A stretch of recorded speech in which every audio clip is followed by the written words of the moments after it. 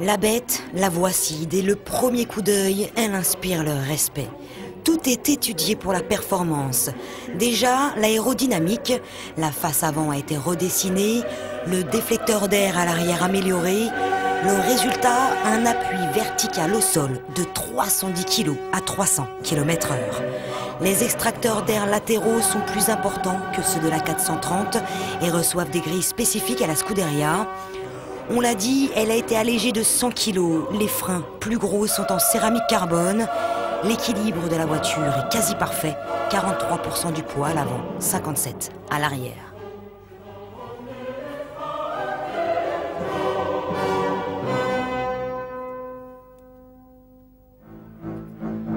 Justement, à l'arrière repose le cœur de cette Scuderia. On l'a dit, c'est le plus puissant des V8 jamais produits par Ferrari. 510 chevaux, soit 20 de plus que la F430, pour un couple de 470 Nm, dont 80% sont déjà disponibles des 3000 tours. La zone rouge, quant à elle, est atteinte à 8640 tours. Et grâce à un poids de 1250 kg, c'est un rapport poids-puissance de 2,45 kg par cheval.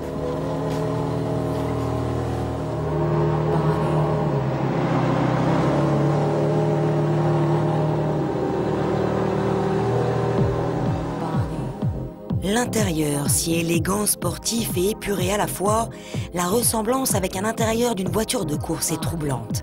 Mélange de cuir, de carbone et d'alcantara règne à bord. Le tunnel de transmission est en carbone, ainsi que l'habillage des portières.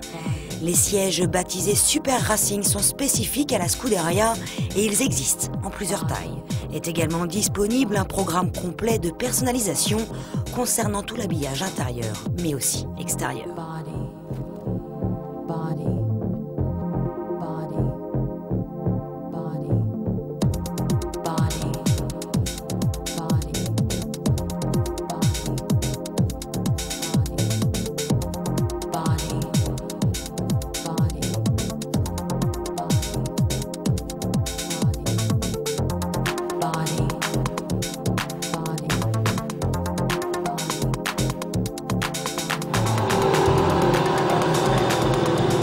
Place maintenant aux choses sérieuses, l'essai. On commence tout d'abord avec Tim Harvey qui s'est véritablement fait plaisir à son volant.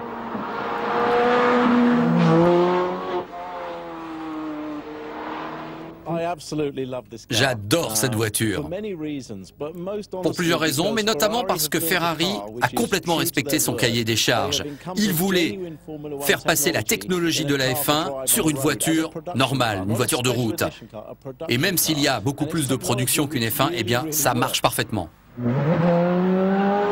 Pilote en Porsche Carrera Cup britannique, cela coulait de source que Tim compare la Scuderia à la 911 GT3 RS. Elle est mieux qu'une Porsche GT3 RS. En tout cas, elle devrait être mieux parce qu'elle est beaucoup plus chère, mais c'est vraiment le cas. Et comme souvent, chez Ferrari, il y a un côté un petit peu plus précieux encore. Chez Porsche, on construit plus de voitures. Chez Ferrari, moins, mais peut-être avec un petit peu plus d'attention encore. L'idée de base ici, c'est de transférer la technologie F1. Chez Porsche, ça ne répond pas toujours à cette philosophie, bien évidemment, parce que Porsche n'est pas en Formule 1 déjà. Ici, le transfert est efficace et réussi. Et ça n'est pas qu'au niveau marketing, vous savez. C'est bien aussi à un niveau de mécanique et de conduite.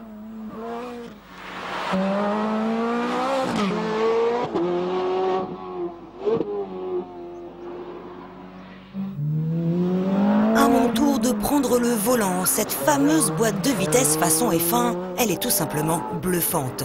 60 millisecondes seulement entre chaque rapport. Le rugissement du V8 vous prend aux tripes. L'équilibre de la voiture est étonnant. Elle est saine, redoutable même.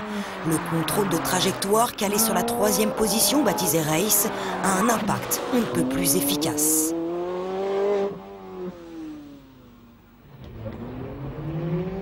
Le freinage, lui, ne mérite que des éloges. Ses performances aussi sont impressionnantes.